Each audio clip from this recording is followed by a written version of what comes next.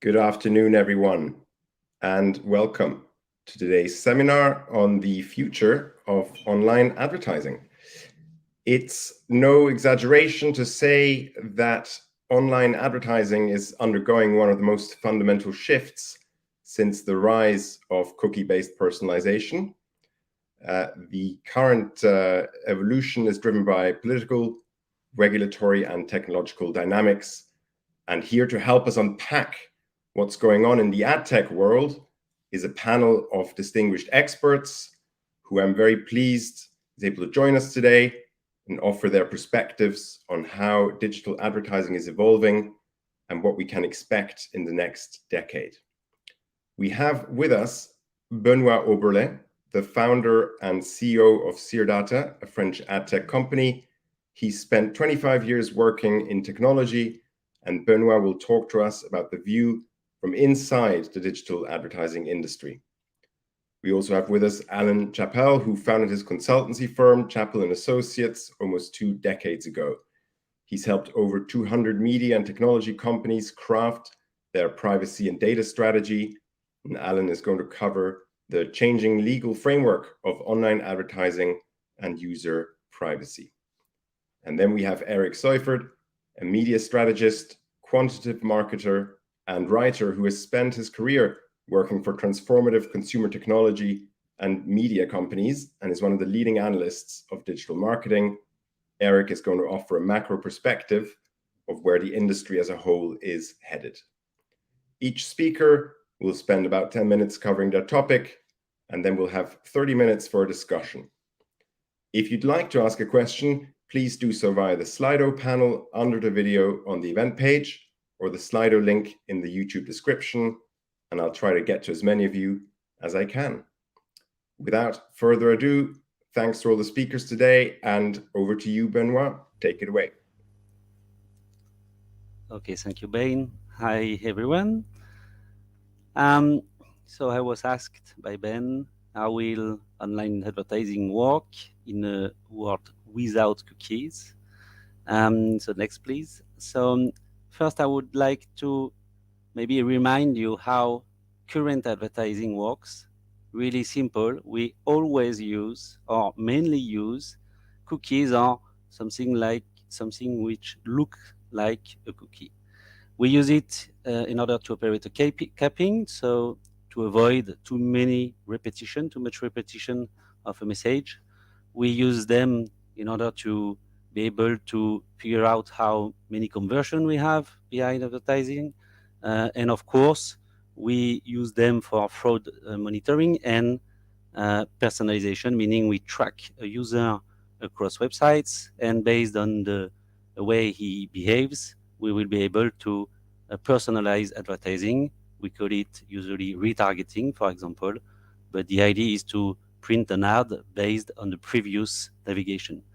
We can rely on third-party cookies, which are cookies used by third-party domains. So the domain dropping the cookies and using the cookies doesn't belong to the publisher, and it will allow cross-site activity. And we can rely on first-party cookies, but in this case, the cookies will only be available on the publisher website. Next, please. And I would like to remind you the legal framework using it in Europe. So first, whatever the cookie is, first party or third party, it doesn't change anything. Under the e-privacy directive in Europe, we need a consent when we use cookies. So first, we will need to ask the consent of the user in order to be able to use cookies in order to operate advertising and personalized advertising.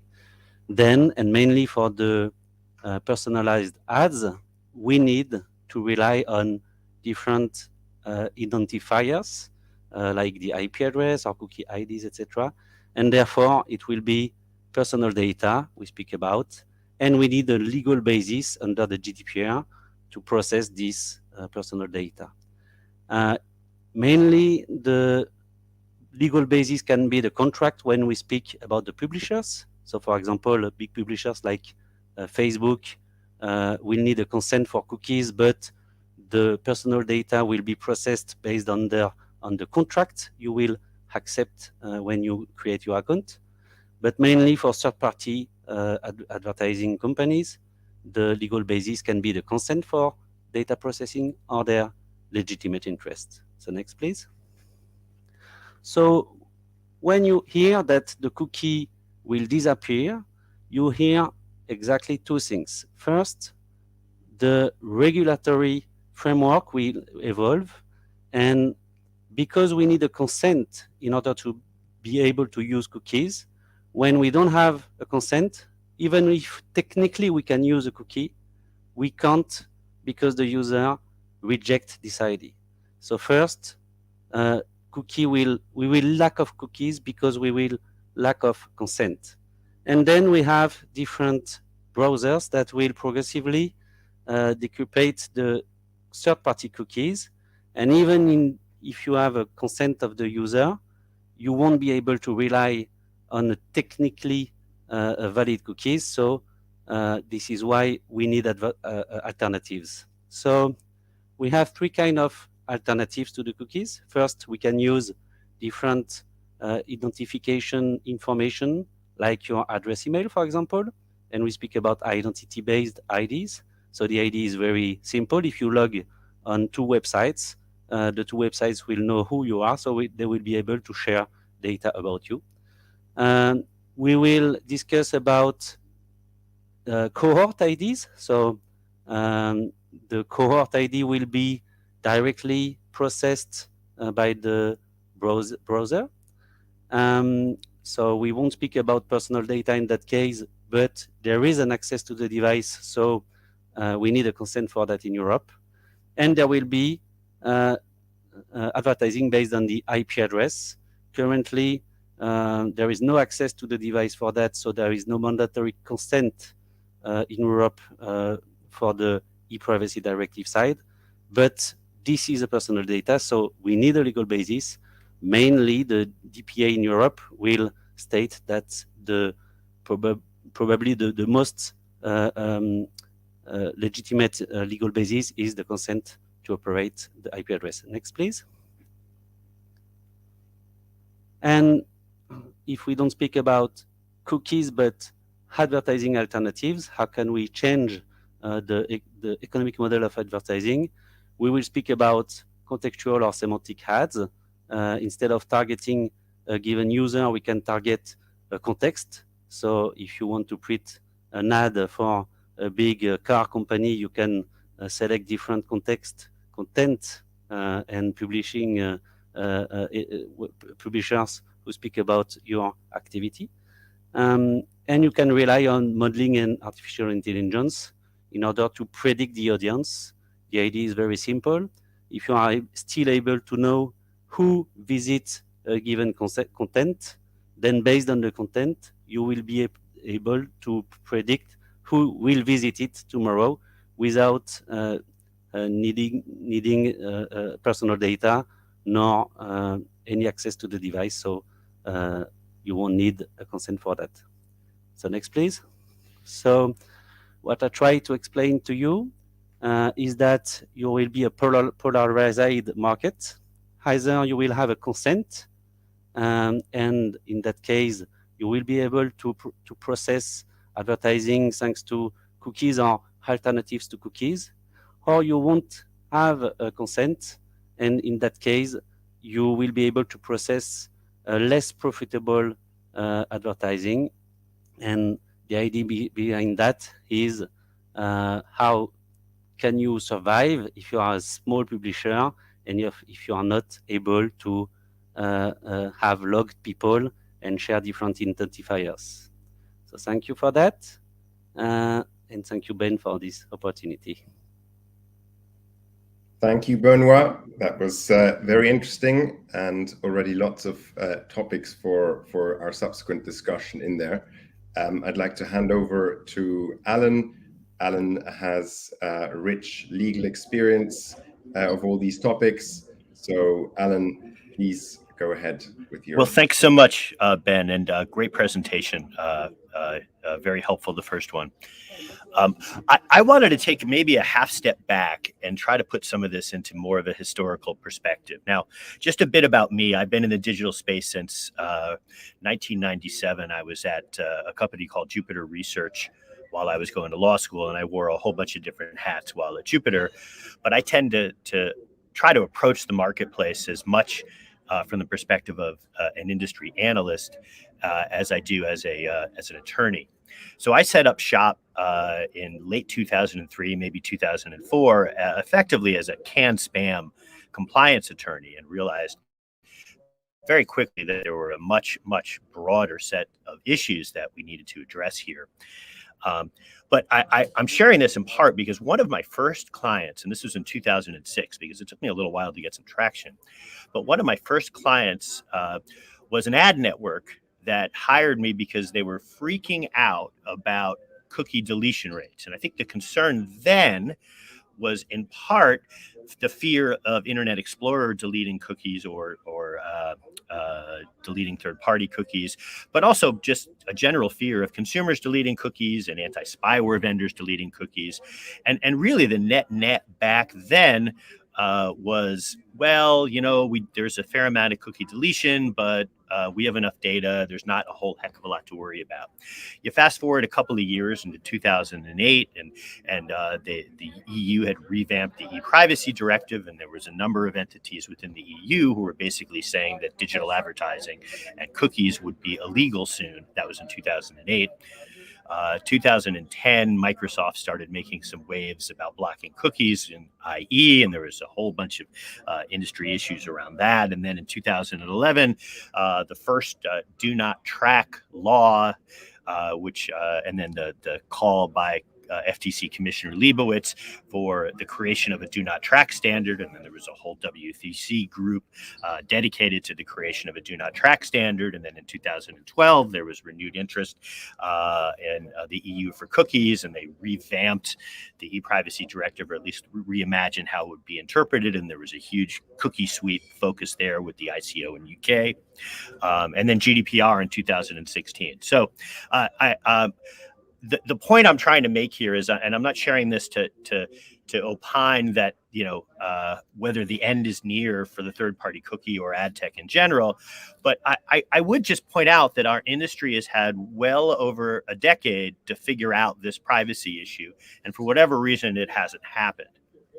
And I think one of the primary reasons that it hasn't been figured out is that because every single constituency involved in the digital media or data-driven advertising world insists on defining the marketplace and all privacy-related terms in ways that are rather self-serving. And in digital media circles, historically, the privacy fight song has almost always been a bit of a red herring for those who were much more concerned with intellectual property rights. So if you go back to the original Network Advertising Initiative Code, almost all of the privacy rules were really focused on companies who took data from one context and used it in a different context. And meanwhile, the constituencies in all this, who have arguably the ones that are probably hardest hit, are publishers and consumers. Now, even with consumers, I think it's difficult always to quantify the actual harm being created by all this data and collection and use. And one thing that I've been trying to look into a little bit more is to really understand the change in consumer attitudes towards privacy and data collection, because it's not clear to me that consumers are necessarily or quantifiably more concerned about their privacy than, say, 5 or 10 years ago. So, have those concerns been teased out so as not to conflate a concern for identity theft with a concern for having, that pair of shoes that follows you across the internet? So where do we go from here? Well, I think you'll continue to see ad tech companies morph into something closer to what you traditionally think of as MarTech, which probably means less audience profile creation and more addressability solutions.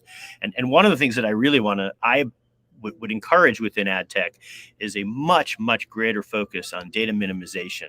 We need to figure out how to do more with less data, and that's historically been a bit of a challenge in the ad tech sector. The second thing is I think you'll start to see the internet giants start to become a little bit more wary of how their respective actions negatively impact the rest of the marketplace. I think that so far, Apple has been sort of the Teflon Don when it comes to scrutiny over what often looks like anti-competitive behaviors. And so I just wonder if that act is starting to wear a little thin. And then the last thing is you're going to start to see states and the European Union, to differing degrees, put pressure on the U.S. federal government to craft a federal privacy law. And that's it for my initial remarks. Perfect. Thank you, Alan. Much appreciated contribution. And now over to you, Eric, who has the bird's eye view of what's been happening and what we can expect to come next. Thanks, Ben, and thanks, Benoit and Alan for the interesting commentary. So my name is Eric Stufert. I run a website called Mobile Dev Memo, which is sort of a trade blog for the mobile advertising category. I've mostly been an operator throughout my career, so working for various consumer tech companies on the performance advertising side and analytics side and general strategy side. My primary focus is mobile, so that's kind of what I'll spend most of my my limited time today talking about. From my perspective, again, as an operator, as an investor, as a person who works with companies to help them grow their audiences, my sort of perspective is that the privacy landscape has primarily changed as a result of platform policies. Now, obviously, there have been regulatory policies that have been passed to sort of safeguard consumer privacy. Obviously GDPR in the European Union, and then state level privacy policies such as the CCPA, Colorado and Virginia policies, kind of more in line with what Alan was talking about. But my sort of my thesis is that to date it's the platform privacy policies have sort of affected the way that advertisers operate the most fundamentally. And so I'll kind of talk about that in a second, but first I sort of want to outline just sort of at a very conceptual level the two models of advertising targeting as I see them. So the first is what I call the hub and spoke model, and that's when you have a kind of centralized platform that has a sort of content component and an advertising component, and those two things are combined, right? These are generally called walled gardens, right? And they service ads on behalf of advertisers. And when users click on an ad and they interact with or they engage with the properties that were being advertised, the sort of data exhaust, the data artifacts from that engagement flow back to the platform that served the ad, right? And so in that way, the centralized platform gets to aggregate data relating to conversions that happen on behalf of advertisers, and they get to build profiles of users, behavioral profiles of users on that basis. I call this an event stream, right? So a user clicks on an ad in a walled garden, they go out to some external property, they do something, some token or some artifact of that thing having happened flows back to the platform itself. It takes that data, aggregates it around that user's existing behavioral profile, and it gets smarter at targeting ads in the future, right? So that's the event stream, right? So the second advertising targeting model is what I call a user device model, right? So basically, users' behavior is stored on their device via a cookie. And that data is not necessarily aggregated to create a profile, but it sort of serves as a testament to some sort of intent, right? So the user did a search or they added something to a basket. The fact that they did that is stored on their device in a cookie, and that sort of historical fact is targetable via an ad, right? So the hub and spoke model kind of preempts intent, right? So it creates a profile of a user to sort of preempt or assume what their intent is, and the user device model follows intent, right? So it tracks the fact that there was some intent, and it allows that intent to be targeted specifically, but it doesn't necessarily aggregate into a behavioral profile that predicts what that user would do in the future, right? So that's just kind of an overview of these advertising targeting models as I see them. So I think, when we talk about the big platform policy changes that are impacting ad targeting, they are the deprecation of third-party cookies, which was first instigated by Apple, kind of, I think, in sort of in with any kind of force with ITP, and then that deprecation policy has been followed up by Google, and we'll see when that happens. That it was supposed to happen. Well, that's been delayed as a result of kind of some of the solutions that they've rolled out being considered non-viable, right? So kind of Apple, in earnest, I think, led the charge with ITP, and then Google has announced that they will follow that up at some point, but we'll see when that materializes. So again, my kind of primary focus, just as an operator, as an analyst, is on mobile. So I'll talk more about the mobile privacy policy changes, the platform policy changes, anyway. And so what I'll focus on is app tracking transparency, right? So app tracking transparency is a policy that Apple introduced in April of this year, and it essentially removes the IDFA, which is the unique device identifier, from the sort of purview of an app if a user opts out. So it kind of forces this consent function for what it calls tracking, and if the user opts out of what Apple terms tracking, then this device identifier is not available anymore. But per the policy, it's not just that identifier that can't be used anymore. It's any identifier. The user has opted out of what Apple calls tracking, and so therefore, that user may not be tracked, right? That user may not have these behavioral profiles built on their behalf by third parties outside of the first party context, which is basically the app in which they're engaging. So what ATT does is it breaks that event stream that I described earlier. So the idea that, I've got a first party relationship with this user, they're in my app, I can't send that data back to the walled garden that sort of provided them, that produced them into my app or into my e-commerce website, right? This applies to both sort of web and app destinations, but it breaks my ability to send that event stream, right? So as an app, I've got Facebook's SDK, Google's SDK, Snap's SDK, on and on, integrated into my app, and that's how they had full transparency into what people did in my content context. I can no longer send that data back to the source, right? Because if the IDFA is gone, well, it would be anonymous data anyway. But I'm also sort of prohibited from sending that on the back end via server to server in a way that's personally identifiable for that user. And then on the web, if I've served an ad, if Facebook has served an ad or some other platform has served an ad and the destination was the web, if that user's opted out of that source app, the app that provided the click, then that web destination is not supposed to send the data back with the pixel, right? So, I mean, it does send it back, but the source app is not supposed to receive it and join it to the user profile, right? So it's breaking this event stream. And, as I'm sure everyone in the audience is aware, it's been very disruptive to the mobile advertising ecosystem. So what is the path forward after ATT for mobile advertising? So I think, given that this event stream is broken, these platforms are unable to build profiles of users, behavioral profiles of users. That was the sort of operating model for ads targeting. Well, what happens next? How do these companies adapt? So I think there are a couple of different technological approaches, or call them operational approaches that you can take that try to mimic that same kind of efficacy, but in a different way, right? In a way that doesn't use this sort of user specific data. The first is called on-device processing, right? So the idea here is that instead of sending data from the advertiser's property back to the ad platform, right, in a way that sort of mixes contexts, it mixes that first party with the third party context, and which is prohibited by ATT because that's what Apple defines as tracking.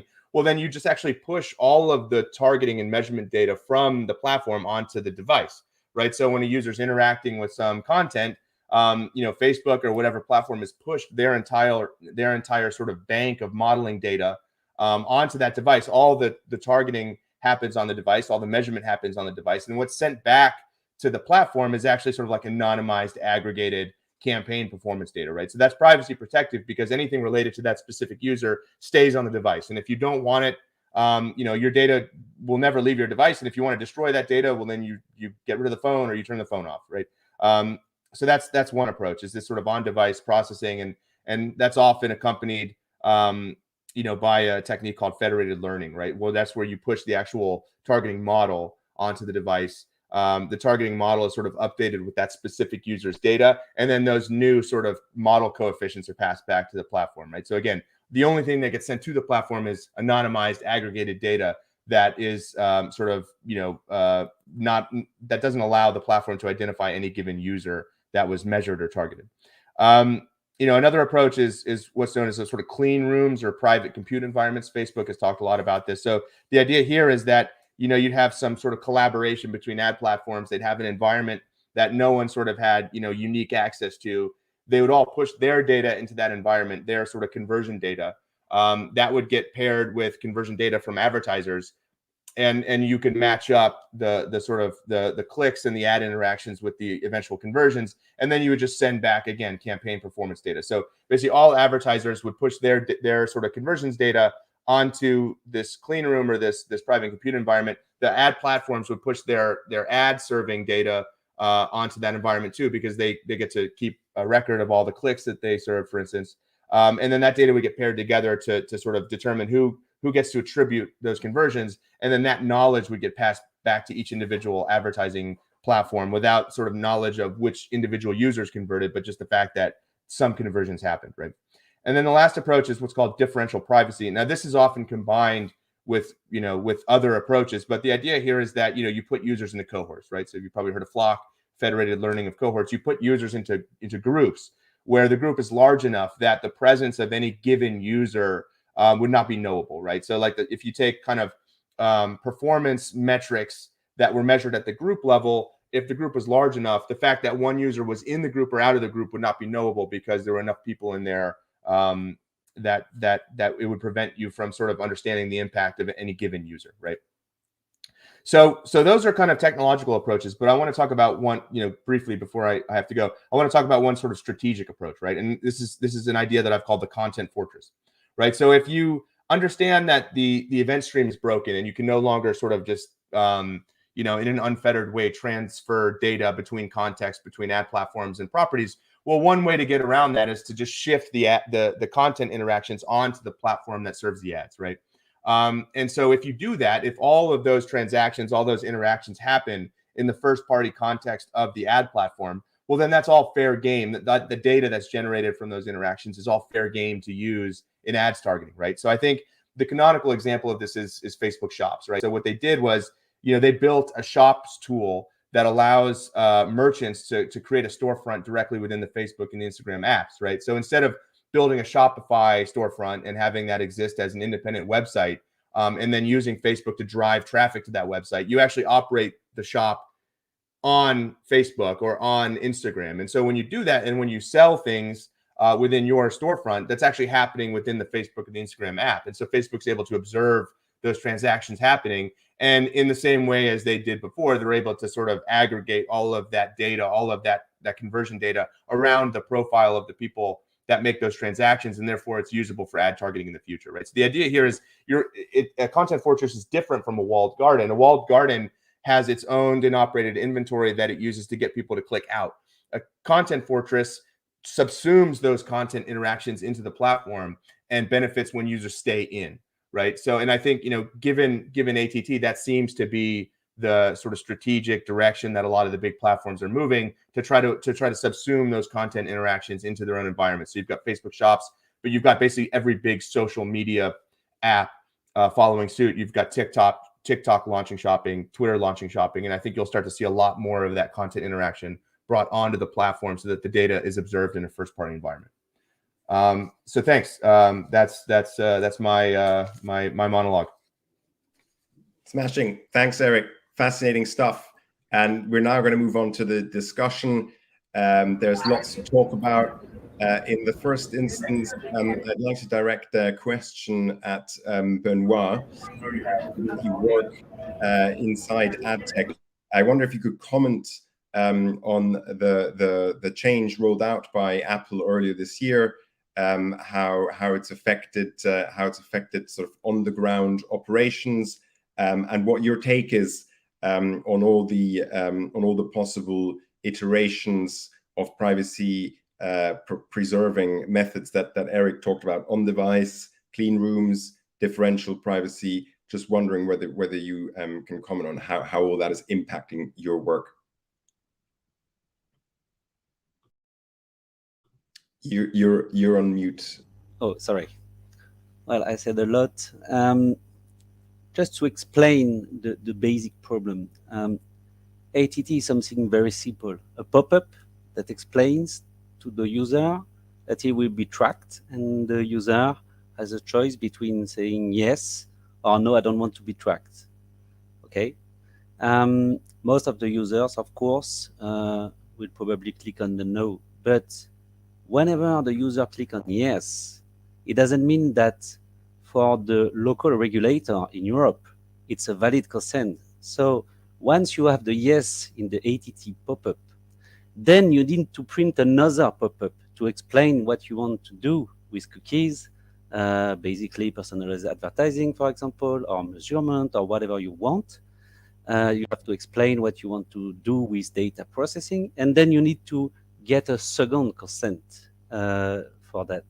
So the main problem here is that the Apple ATT pop-up wasn't valid from the DPA perspective, in Europe. So we need two pop-ups, which basically lead to absolutely no valid consent in the end. So that's the first problem. Then I heard a lot of stuffs about how we can operate different processing we currently have on servers directly in the device. As a device owner, I paid for the processor computation power. I pay for the memory usage, etc. I'm not sure I want this processing to be done on my device. So this is something that definitely will need a consent in Europe as well. So once again, the problem isn't necessarily only the technical capabilities, but also the regulatory framework that will go with that. So in the end, there is a difference between techniques and regulation. And often, most of the times, the techniques come from the US, and the regulation it comes from the Europe. So we don't necessarily have a perfect match.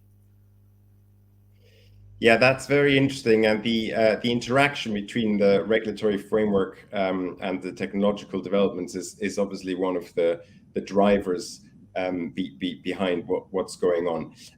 Alan, I wanted to pick up on something you commented about the sort of push for a federal privacy law in the US. What sort of shape or form that is taking? And also how you think the debate in Europe is impacting ad tech operations, especially now that in the context of the Digital Services Act, we're seeing a concerted push by certain factions in the European Parliament to ban personalized advertising. And given that you've operated on both sides of the Atlantic, I was wondering how you view the respective regulatory approaches in that domain. Yeah. So, well, first, I would say that there isn't a heck of a lot of appetite within our Congress here for a federal privacy law. It's certainly not happening this year, unlikely next year. And then I think we'll see. The comment I was making was a little bit more focused on the things that will drive a federal privacy law, in my view, are probably two things. And there may be some additional things, but I think the two most likely drivers are going to be, number one, more and more states creating their own individual privacy laws. And it's not just that, if there were 49 different states who all had their own privacy laws, but to the extent that there is significant difference in the rule set. So, for example, I think it was South Dakota and even New York were talking about creating opt-in for everything type privacy laws. And leaving aside whether that's a viable or a practical approach. Just it's very difficult to have one state have an opt-in law and another state have an opt-out law, particularly in the context of ad tech, where you don't necessarily know whether somebody is at any one moment sitting in New York or New Jersey or California or Nevada, et cetera. So if you have if you have a bunch of states with significantly different privacy laws, where you have a Commerce Clause issue, that is more likely to drive federal privacy law. If you have a significant state, a larger state that has something that is really draconian, then you may see a push for a privacy law. And interestingly, when I first got into the privacy space, one of the reasons I did is I saw within the email marketing space all of the fear around a California law in 2003 that would have imposed an opt-in standard for email marketing. And that ultimately created the impetus for CAN-SPAM. So state action is, I think, one of the drivers. The second driver is the EU. Now, the EU has done a remarkable job sort of pushing their data protection view on much of the rest of the world. I mean, if you look at just about anybody's data protection law since GDPR, including the state of California's, and boy, it looks a lot like GDPR in that, focuses on data subject access rights. There's usually a focus on additional security standards. There's data minimization in there. But anyway, and one of the reasons you're seeing that is that the golden prize of cross-border data transfers is an adequacy designation from the European Union. In other words, if you're, say, Canada, you currently have with an adequacy designation. That means the EU says your privacy laws are sufficient so that there is a free flow of data between Canada and the European Union. Now, the US does not have that. And there's a number of reasons, one of which is concerns over the US surveillance apparatus. And the second is that the US lacks a federal one-size-fits-all sort of privacy regime. And so the second driver, my point being, is that the second driver is likely to be concern over EU to US data transfers. Interesting. Thanks, Alan.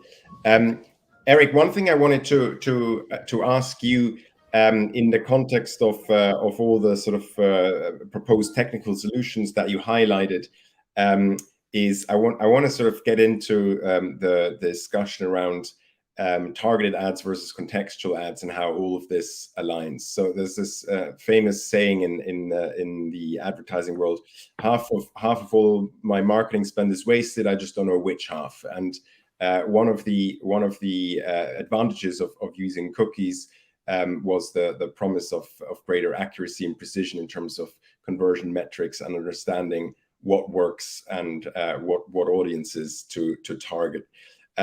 So in the debate in Europe, where some are saying that personalized advertising should be banned outright, and we want to return to contextual advertising, I want to sort of pick your brain a bit on whether that's effectively trying to turn back the wheel of time and just sort of removing one very viable data-enabled innovation in advertising, or whether, in light of the potential future solutions for advertising that you've highlighted, whether you think something's changed and contextual has renewed promise, or whether the trends you're talking about are actually entirely separate from that discussion, and regulators are a step behind because they're not anticipating the solutions you're talking about. Well, so that's kind of a philosophical question, I think, whether, personalized advertising is something that should exist. I mean, I don't feel equipped to answer that because I'm, probably biased. But I think the sort of the idea that, so there's a thesis that I think is very popular in like kind of tech policy circles, which is that the tools and the technologies and the approaches that have been brought to bear by some of these big ad platforms, it's just it's just smoke and mirrors. They don't actually produce better performance than if you just sort of served ads at random to people, right? And that sort of that thesis has been promoted by people that have worked at some of these companies, and they've walked away and they've said, look, what I saw was just horrendous. People were wasting money. And from my perspective, that thesis is just demonstrably untrue. I mean, I've worked at startups that couldn't afford to just throw money away, right? So I think the idea of like, I spend, advertising works, or half of my advertising works, I just don't know which half.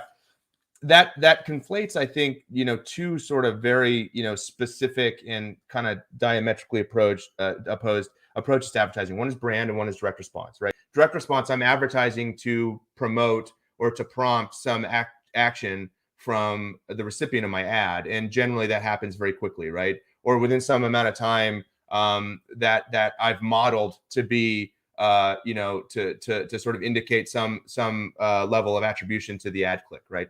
And with that, all of these tools have, with that approach, all of these tools have sort of like unlocked a lot of value from that approach, and they've allowed for that to be sort of like, very sort of commercially lucrative and powerful.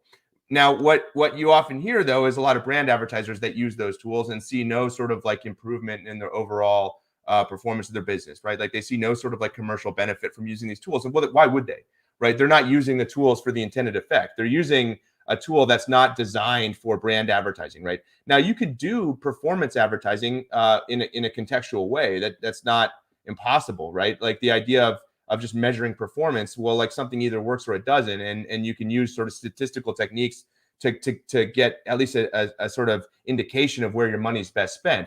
But that's not direct response advertising. Direct response advertising is empowered by the sort of the aggregation of data, right? Now, the sort of technological solutions that I sort of outlined, they might not be in alignment with future regulation or future policy. I don't know.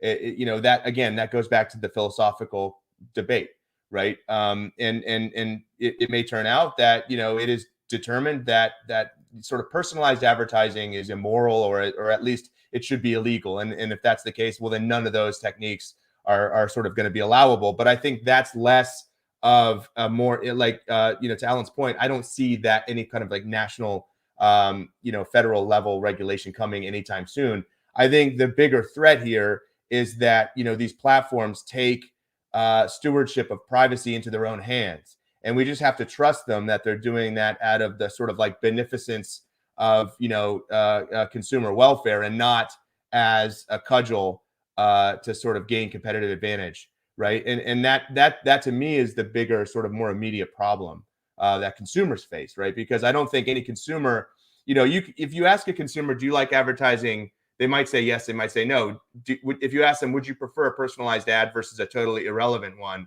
or like a randomly relevant one, they'd probably say I prefer a personalized ad to that. So like the question here, I mean, there's sort of two questions, and I think if policy answers the first one, and it goes with like popular sentiment, well then personalized advertising is dead. If they go with the second question, then it sort of unlocks the ability to utilize these technologies in a way that does protect consumer privacy, but still provides an enjoyable experience when being exposed to ads. Yeah, that's interesting. Alan, did you have something to say? Well, yeah, that sort of gets at one of the points I was trying to make is I'd really like to see a little bit more tracking studies around consumer opinion, because like I feel like I'm living in Groundhog Day in digital advertising and privacy, because every couple of years there's a new wave of reports about consumers and how they're frustrated, and Senator so-and-so is up in arms about X, Y, and Z, and the European Union has decided to rein in the same platforms, and it's like rinse and repeat. With respect to consumers, it's not clear to me that they are demonstrably more frustrated about the concept of targeted advertising than they were 5 years ago, 10 years ago. And in part because none of the press coverage I ever see around these types of studies ever bothers to compare that company who's put out research to what their top line results were 5 years ago, 10 years ago, 15 years ago. And the second thing is, very few people tease out, if the fear is identity theft in an advertising context, that fear is rarely, if ever, realized. But unfortunately, they get conflated very often. Can I just say quickly? I love the reference. I made a similar point the other day on Twitter that it's just privacy. It's Groundhog Day. Like we just see the same arguments over and over and over again, but they don't end up really producing any sort of like demonstrable results from the government. It's just the platforms have sort of step in and tried to regulate this. Yeah, and the problem with the platforms trying to regulate this, as you say, you're right on this, Eric, is that the platforms have their own visions of the world and their own bottom line that they need to address. And so there's this whole hidden chessboard that's going on with respect to Privacy Sandbox and ATT, and it's just like, and it has absolutely nothing to do with privacy except for, to steal one of your terms, Eric, privacy theater. So, Benoit, you sort of sit between, I guess, internet users and the large platforms as sort of an advertising technology intermediary. I was struck by one of Eric's comments earlier around the sort of, the economics of how personalized advertising has come about and allowed much smaller players to take advantage of digital marketing tools. How have you observed this happening? To what extent is your business involved in that?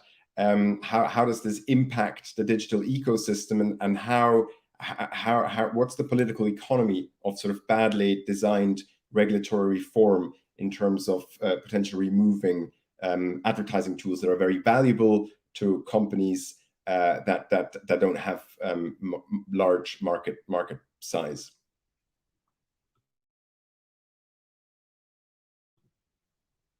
Unmute, please. Economics is a good word indeed. So first of all, I just want to make it clear that it's a business, data, advertising, everything is a business. So at any point, the user, which is the key, can decide to stop this business. He has one thing to do. He just have to stop clicking on the ads, He does that, everything stops. So he is able to decide to stop advertising, but just ignoring advertising. And also in Europe, he is still able to decide to receive cookies or to block cookies. It's mandatory in France, for example. And he is able to decide what kind of data, personal data, will be processed or not. So we still have the current legal framework is fine in Europe. We have no problem with that. We shouldn't change that. It guarantees freedom for the user, and this freedom allows a lot of small publishers, indeed, and small advertisers, indeed, to be able to operate thanks to the internet. We spoke about random advertising. Is personalized ads better than random advertising? The problem is that to figure out, you need to be a large advertiser. You need to target billions of ads to be able to figure out if random advertising is better than personalized ads. If you are a small advertiser, if you, sell, small stuffs you make at home, you don't have the money, to buy large quantity of ads. You have to target advertising in order to be sure that all the money you will invest will allow you a return on investment. So yes, personalized ads is very important for small advertisers. And also, as you can see, for the future, without cookies, everything will be based on identity. So big platforms with big data, first-party data, will be able to sell a lot of targeted ads. But small publishers, without anybody logging on their website, for example, will be out of that. And it's really important today to understand that the cookies allow them to earn money. The cookies allow them to earn money and so to produce free content for the users. So there is a deal somewhere between the users, the big platforms, the big players, and the small players. And I don't think we should decide for them if they are still allowed to continue or not. So I don't think we should ban personalized advertising, and that's for the regulatory side. And I don't think we should ban cookies, because what will replace cookies will be much more intrusive and, dedicated to big platforms only. What's interesting in this discussion is the sense that there are two distinct sort of train tracks run on either side of the Atlantic. In Europe, the regulator is charging ahead, and ad tech is responding. In the US, it's very much driven by the large platforms. There is a question from the audience about the ability of consumers to understand their own role in all of this. I suppose in terms of understanding their rights under GDPR, but also understanding how advertising actually works. Do any of you have any views on how that has played out? What can be done differently to educate users? Seems to me there's a lot of myths about when it comes to online advertising. Just wondering if anyone has any takes on this. I think that conceptually, transparency has always been important. User education, I think, has been one of those things that, again, every couple of years, somebody says, well, yeah, we need to educate users a little bit more. And I think that most people just don't care. And it's not that they aren't frustrated by, things going on in the world and they're not concerned about their privacy, but I don't know that most people want to have the controls. And I think just as many people are annoyed by the cookie consent boxes as, are comforted by them. And so, when you say consumer education, I just think in almost any context, how many people take the time to understand how the transmission of their car works? How many people really take the time to understand how interdependent all of the factors impacting global climate change are? And that's significantly more important than anything we're talking about here. It's just that most people are not going to spend that kind of time, so I think it's helpful to provide information to people in ways that they can understand it. And I do think that ad tech and digital media has had a checkered past in that respect. But I don't know that I'm going to tell you, yes, just we need to educate people better, because I don't think that's the panacea that the question implies. Well, Eric, you alluded to the fact that Apple has sort of anointed itself the Teflon Don of protecting user privacy. One thing I wanted to ask you is that almost half a decade ago, you sort of sensed the way the wind was blowing and predicted. I think you were one of the first ones to predict the rise of ATT, of app tracking transparency. What were the drivers that led you to that prediction, and where are we at now in terms of this direction of travel? Well, I wish I could take credit for that characterization, but I believe that was Alan who used the term Teflon Don. But it's true. They've managed to position this so brilliantly and so strategically effectively that people are thanking them, right? But yeah, I think it was always going to come to a head, right? Because like it's kind of unstoppable force meet immovable object. You've got Facebook, which has a deep platform dependency on the mobile on Apple and Google, right? Because they own the platform stores. And then you've got Facebook, which is just a growth machine that prints money from its advertising business, right?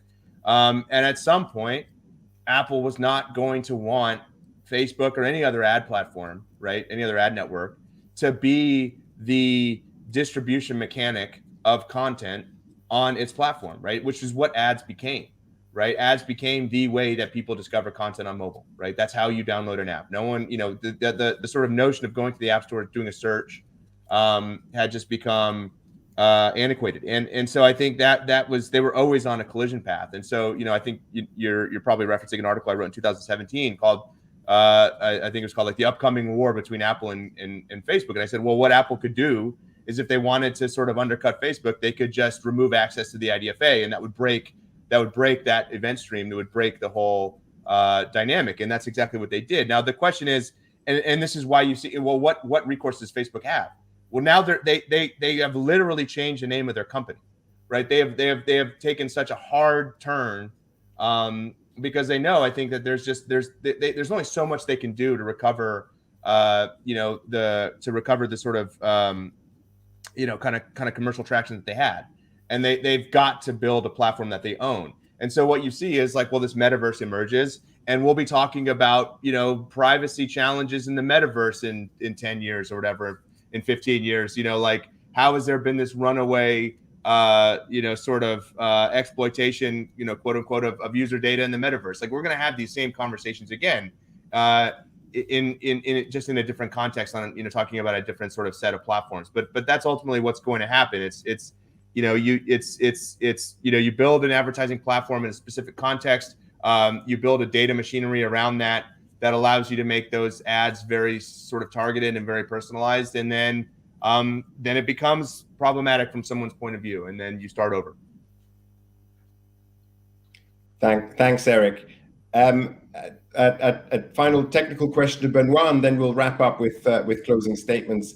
From the audience, Benoit, how does cookieless attribution affect multi-touch attribution, and what alternatives are there in the cookieless universe to generate those metrics? Very good question. If you speak about cookieless as consentless, so the user rejects the possibility that you use any device access. Currently in Europe, I see nothing. There is no way to operate a valid multi-touch attribution model without accessing the device.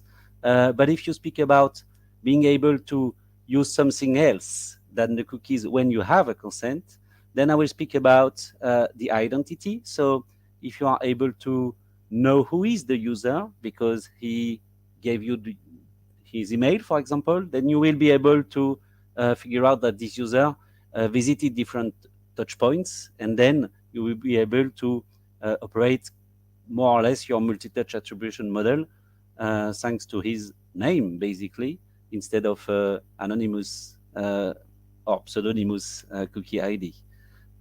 So the alternative is the ID, but still we need consent for that. Thank you, Benoit. This has been a really fascinating conversation. A lot of moving parts, elements of Groundhog Day, and a debate that is sure to continue to occupy our bandwidth. I want to give each of you the opportunity for a brief closing statement. Final thoughts on today's conversation and what comes next. Alan. Well, Ben, thank you so much for having me, and thanks to Eric and Benoit. These were a fascinating discussion. I'll just say this. When I started as a privacy professional, I think there were 500 members of the International Association of Privacy Professionals. I don't even know where they are now. Let's say it's 1 million. One of the things that I've noticed within privacy, as of 10, 15 years ago, is that as a privacy professional, you often did everything. You were doing contracts reviews, you were doing X's and O's. And what I've seen emerge in the privacy space over the last couple of years is this concept of privacy strategy. And it's really important within the digital media world because, again, what the platforms say they're doing, there is always, always, always a backstory. I'll just give you one little tidbit as an example. The Privacy Sandbox is a sideshow. It has very little to do with Google's larger strategy.